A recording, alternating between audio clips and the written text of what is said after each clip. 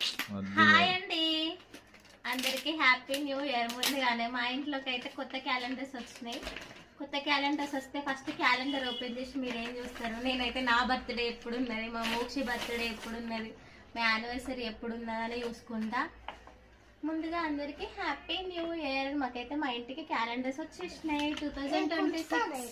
చూద్దాం మా బర్త్డేలు ఏ డేట్ ఉన్నాయి, ఏ రోజు ఉన్నాయి. అందరు ఇలానే చూస్తారా నాలాగా? సంక్రాంతి ఎప్పుడు వస్తుంది, పండుగలు ఎప్పుడు వస్తాయి, హాలిడేస్ ఎప్పుడు వస్తాయి అని చూసుకుంటా నేనైతే. క్యాలెండర్ వచ్చినాక సంక్రాంతి అయితే 14, 15 ఉన్నది.